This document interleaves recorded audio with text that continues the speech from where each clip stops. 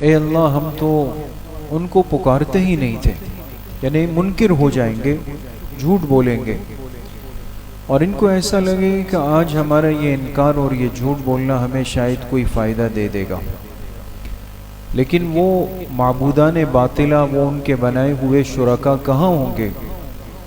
ضلوا عنا، وہ کہیں گے آج تو وہ گم ہو گئے، آج تو وہ ہمیں نظر ہی نہیں آ رہے۔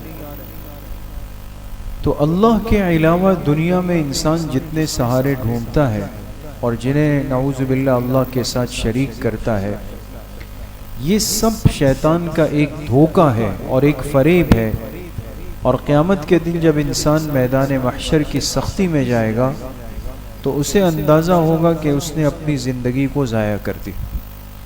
اس لیے میرے عزیزو، دوستو، بزرگو، اللہ کی ذات پر یقین اور عقیدہ توحید پر انسان کا ایمان ہونا، یہ اس دنیا کے اندر بنیاد ہے، اور نہ یقین کرے اس کے بغیر آخرت میں نجات کا کوئی راستہ نہیں۔ دوسری بات جو سورہ شورا میں ہے، اللہ پاک نے اہل ایمان کا ایک بڑا وصف ذکر فرمایا کہ وَأَمْرُهُمْ شُورَى بَيْنَهُمْ، کہ جو ایمان والے ہیں ان کی آپس کے جو معاملات ہیں وہ مشورے سے طے ہوتے ہیں۔ شورا کہتے ہیں مشاورت کو، انسان جب کوئی اہم بات، کوئی اہم فیصلہ کرنے لگے تو یہ اگر بغیر مشورے کے آگے چلے گا تو نقصان اٹھا لے گا۔ اسی لیے حدیث پاک میں جناب نبی کریم صلی اللہ علیہ وسلم نے ارشاد فرمایا ما خاب من استخار ولا ندم من استشار، فرمایا وہ آدمی کبھی نقصان نہیں اٹھائے گا جس نے کام استخارے کے بعد کیا۔ استخارہ جو مسنون طریقہ ہے نا، یہ حقیقت میں گویا اللہ پاک سے ایک مشورہ ہوتا ہے۔ تو جس آدمی نے کوئی کام استخارہ کر کے کیا تو فرمایا یہ نقصان نہیں اٹھائے گا، اور ولا ندم من استشارہ، اور جو آدمی مشورے سے کام کرے گا کبھی نادم نہیں ہوگا، کبھی شرمندہ نہیں ہوگا۔ اسی لیے ہر اہم معاملے میں انسان مشورے کے ساتھ چلے، اس میں خیر ہے۔ تیسری بات جو سورہ شورا میں ہے، اللہ پاک نے تذکرہ فرمایا ان بندوں کا جو حق پر ہوتے ہوئے بھی اپنا حق اللہ کی رضا کے لیے معاف کر دیں۔ اب حق تھا کہ میں دعویٰ کرتا، جھگڑتا، مقدمہ لڑتا، سب چیزیں کر سکتا ہوں، لیکن یہ کہ یہ اس مبارک دین کی خوبصورتی ہے، اس کا حسن ہے کہ اس نے تعلیم کس چیز کی دی؟ درگزر کرنے کی۔ دیکھیں نا، آج کی دنیا ایک بات کرتی ہے اور ذہن سازی کرتی ہے کہ بھئی مساوات ہونی چاہیے۔ مساوات جانتے ہیں دوستو؟ برابری، کہ بھئی برابری نہیں ہے اس دنیا میں، برابری ہونی چاہیے ہر ایک کو۔ تو ان عاقبت اندیشوں کو یہ بات نہیں پتا کہ ہم جس دین سے تعلق رکھتے ہیں اس میں مساوات سے بھی آگے کی تعلیم ہے۔ مساوات تو یہ ہے کہ آپ کہے کہ بھئی آپ نے مجھے 1 مارا ہے، میں بھی آپ کو 1 ماروں گا، یا آپ کو 10 ملے ہیں تو مجھے بھی 10 ملیں گے، کیسے نہیں ملیں گے؟ یہ مساوات ہے دوستو۔ انسان برابری کی بنیاد پر تعلیم کیا ہے اپنے ماننے والوں کو؟ وَلَمَنْ صَبَرَ وَغَفَرَ إِنَّ ذَلِكَ مِنْ عَزْمِ الْأُمُورِ، فرمایا تم حق پر ہو، تم لے سکتے ہو، تمہیں یہ حق حاصل ہے، لیکن تم کیا کرو؟ حق پر ہونے کے باوجود بھی صرف اس نیت سے کہ فتنہ نہ بنے، فساد نہ بنے، جھگڑا نہ بنے، پریشانی نہ ہو، اپنا حق معاف کر دو۔ فرمایا جو آدمی صبر کر لے گا اور معاف کر لے گا، یہ ہمت والا کام اس نے کیا ہے، درگزر کرنا۔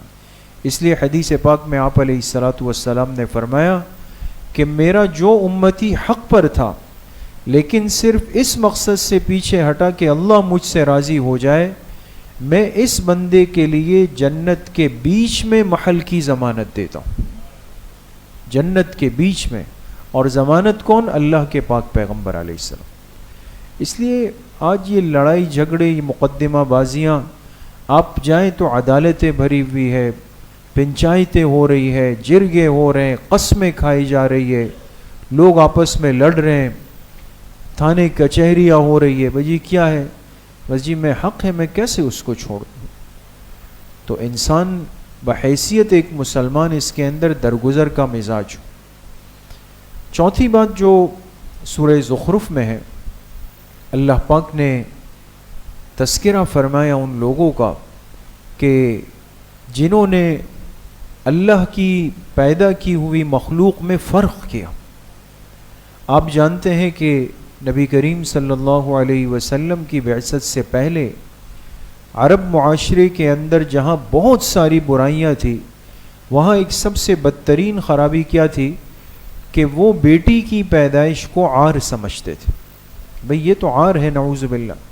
حالانکہ یہ غور نہیں کیا کہ میرا وجود کہاں سے آیا، میں جس ماں کے بطن سے پیدا ہوں وہ بھی ایک لڑکی، ایک عورت ہے، اس کو عار سمجھتے تھے۔ اگر کسی کے گھر بچی پیدا ہوتی تو قرآن کریم کہتا ہے کہ سارا دن اس کا چہرہ کیا ہوتا؟ سیاہ ہوتا۔ ظل وجہہ مسودا، چہرہ سیاہ پڑ جاتا، وہو کظیم، اندر سے گھٹ رہا ہوتا۔ کیوں؟ کہ میں لوگوں کو کیا منہ دکھاؤں گا۔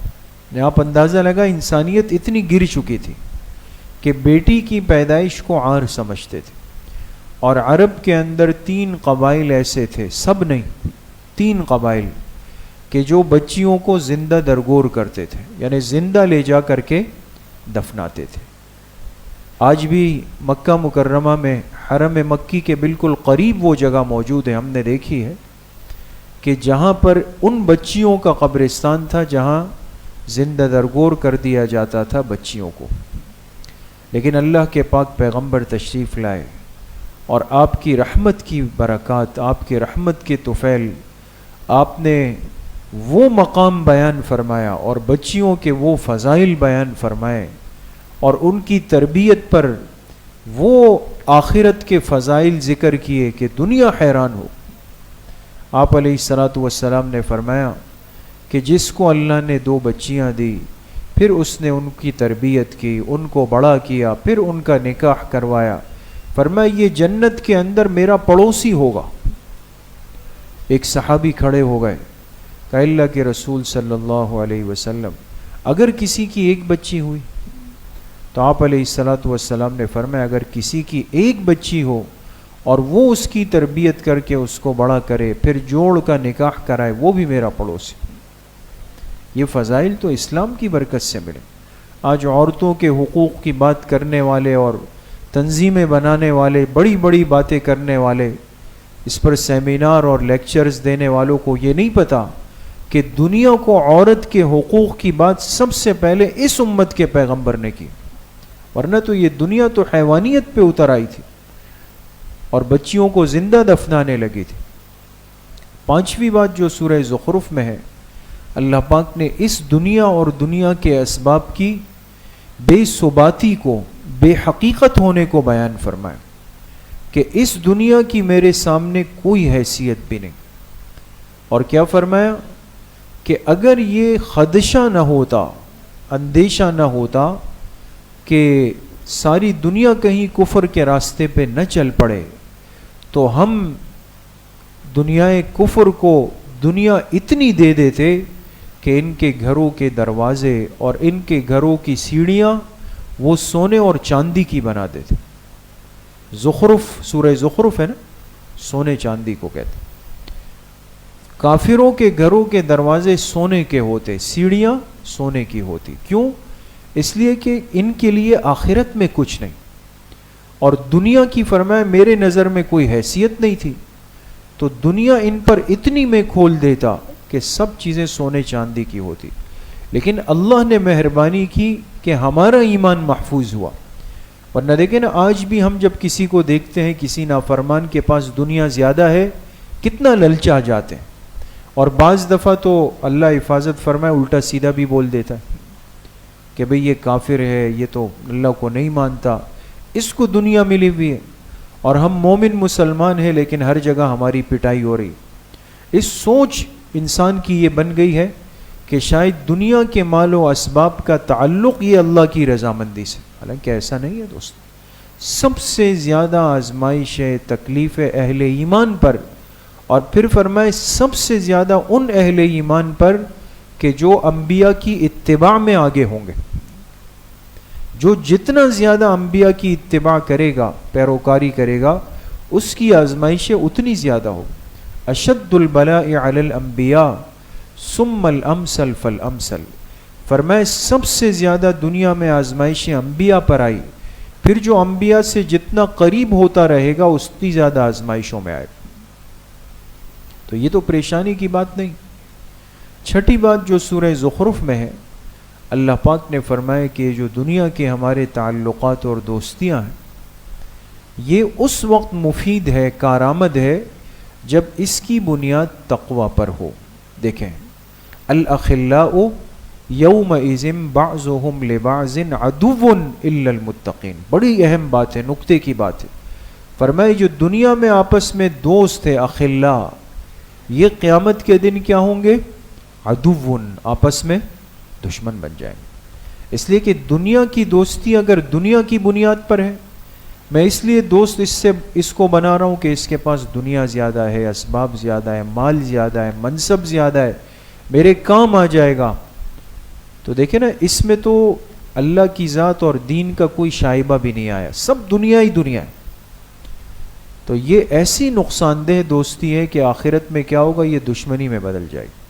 ہاں، جس دوستی کا مدار فرمائے الا المتقین، تقوی کی بنیاد پر ہوگا، دین کی بنیاد پر ہوگا، اللہ کی رضا کے لیے انسان کسی سے دوستی اور تعلق بنائے گا، یہ آخرت میں بہت فائدہ دے گی. اتنا فائدہ دے سکتی ہے، یقین کریں، کہ ایک جہنمی جو جہنم جا رہا ہوگا، اہل ایمان کی سفارش پر وہ جنت چلا جائے گا. اس لیے دنیا میں اپنی نسبت کو پاک کرنے کی ضرورت. ہر آدمی کی صحبت میں بیٹھنا، دوستی کرنا، مجلس لگانا، یہ نقصان دہ چیز ہے دوست. ساتویں بات جو سورہ دخان میں ہے، اللہ پاک نے آخرت کی قریب ہونے کی نشانیاں ذکر فرمائیں. اب دیکھیں، دنیا میں اللہ پاک نے بہت ساری نشانیاں ذکر کی جو آخرت کے قریب آنے کی نشانیاں ہیں، لیکن بعض نشانیاں وہ ہیں جن کو کہتے ہیں علامات صغریٰ، چھوٹی نشانیاں. علامات صغریٰ وہ ہے کہ جس کا تعلق انسان کے عادات اور صفات سے ہے. مثال کے طور پہ حدیث پاک جیسے اکثر آپ سنتے ہیں علماء سے کہ بھئی جب جھوٹ عام ہو جائے گا اور عورتوں کی کثرت ہو جائے گی اور خیانت عام ہو جائے گی، بے پردگی عام ہو جائے گی، اولاد ماں باپ پہ جری ہو جائے گی، یہ جو علامات ہیں نا، یہ علامات قیامت ہے، لیکن علامات صغریٰ ہے. یہ چھوٹی نشانیاں ہیں جس کو ہم دیکھتے ہوئے آ رہے ہیں کہ چل رہی ہے، لیکن یہ چلتے چلتے چلتے علامات کبریٰ میں تبدیل ہو جائے گی، بڑی علامات. اب جو بڑی علامات قیامت کی ہے، اس کا مطلب یہ کہ جب وہ نظر آئے تو مطلب اب قیامت میں کچھ ہی فاصلہ رہ گیا. اب جیسے خروج دجال ہے، دجال نکلے گا، خروج یاجوج ماجوج ہے، خروج دابۃ الارض ہے کہ زمین سے ایک جانور نکلے گا. تو انہی میں سے ایک نشانی ہے یوم تأتی السماء بدخان مبین. اس سورہ دخان میں فرمایا کہ قیامت جب قریب آئے گی تو ایک دن کیا ہوگا، لوگ اٹھیں گے تو کیا دیکھیں گے کہ دھواں ہی دھواں پھیلا ہوا. لوگوں کو ایسا لگے گا کہ شاید یہ آسمان نیچے آ گیا ہے، یہ اس کا دھواں نظر آ رہا ہے، لیکن یہ حقیقت میں قرب قیامت کی ایک بڑی نشانی آ چکی ہوگی اور انسان کی آنکھیں چندھی آ جائے گی، اس کو سامنے کچھ نظر نہیں آئے گا. جیسے کیا کہتے ہیں اس کو، دھند دیکھی ہے نا آپ لوگوں نے، فوگ، دھند. جیسے بعض دفعہ ہمارے کراچی میں تو اتنی نہیں ہوتی، لیکن جیسے پنجاب اور اندرون سندھ میں دھند ہوتی ہے بعض موسم میں، تو انسان کو انسان نظر نہیں آتا، ہاتھ کو ہاتھ سجائی نہیں دیتا. تو یہ قیامت کی ایک علامت ہوگی اور دھواں پھیل جائے گا، لوگ اٹھیں گے، ان کو کچھ نظر نہیں آ رہا ہوگا. یہ اس بات کی علامت ہوگی کہ قیامت بالکل قریب آ چکی. آٹھویں اور آخری بات جو سورہ جاسیہ میں ہے، اللہ پاک نے قیامت کے دن کی سختی کو ذکر فرمایا کہ اتنا ہیبتناک دن ہوگا، سختی والا دن ہوگا کہ ہر آدمی اللہ کے غصے اور غضب کو دیکھ کر اپنے پیروں پہ کھڑا نہیں رہ سکے گا. وَتَرَى كُلَّ أُمَّةٍ جَاثِيَةً، بلکہ جب لوگ میدان محشر میں آئیں گے اللہ کے غیظ و غضب کو دیکھیں گے، فرمائے سب کے سب کیا ہوں گے؟ گھٹنوں کے بل گر جائیں گے، گھٹنوں کے بل۔ کیوں؟ اس لیے کہ جب انسان کسی کے سامنے عاجزی سے بیٹھتا ہے تو گھٹنوں کے بل بیٹھ جاتا ہے۔ اب سب کو اندازہ ہوگا کہ بھئی آج تو اللہ کے علاوہ کوئی ذات ہے نہیں، وہ ساری باتیں تو دنیا کے اندر ختم ہو گئی کہ انسان کبھی ایک کی طرف بھاگتا، کبھی دوسرے کی طرف بھاگتا۔ اب تو چاہے کافر ہے، چاہے مومن ہے، کوئی بھی ہے، نافرمان اور فرما بردار، سب کو اندازہ ہوگا کہ بھئی اب اگر کوئی بات بن سکتی ہے تو وہ کس سے؟ اللہ کی ذات سے۔